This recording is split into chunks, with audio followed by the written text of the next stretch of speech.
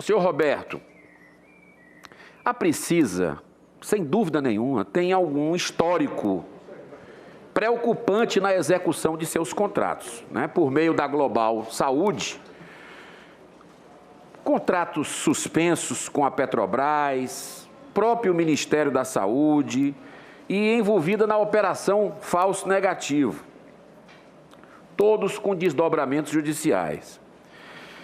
Pergunta que eu lhe faço é o seguinte: esses problemas foram considerados para a emissão dessa carta-fiança para a Precisa? O senhor não acha que a empresa Precisa tem problemas judiciais relevantes que sinalizariam risco na emissão de uma carta-fiança num contrato de 1,6 bilhão de reais? Nesta específica operação que garantimos o transporte, era totalmente mitigado qualquer risco. Qual a ligação da sua empresa, da empresa da qual o senhor é o presidente executivo, FIBBank, com a Bharat Biotech? Tem alguma ligação com essa parceira indiana da Precisa nas negociações das vacinas, da vacina Covaxin? Não, senhor. Nenhuma?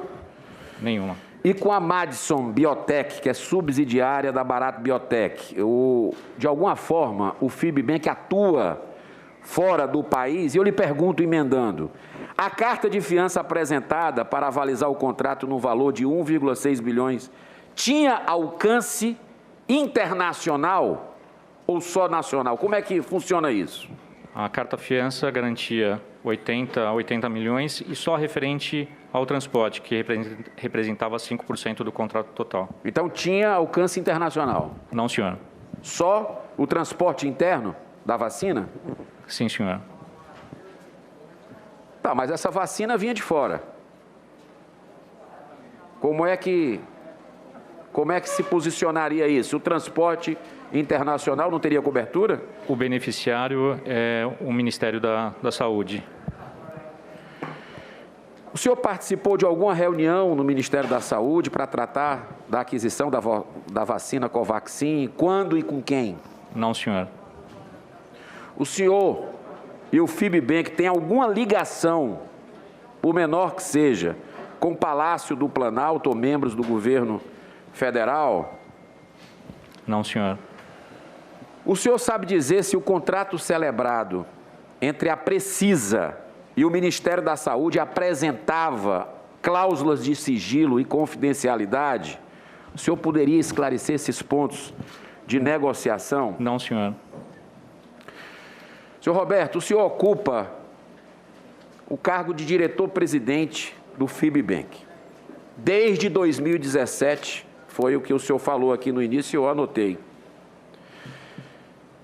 Como foi a evolução da empresa desde então? Só para entender o histórico de operações. Quais as primeiras operações realizadas sob o seu comando? Quando começaram essas operações de garantia para empresas envolvidas em contratos de entes públicos, seja na esfera federal, estadual ou municipal? Ou a sua participação é apenas nesse governo atual? Não, senhor.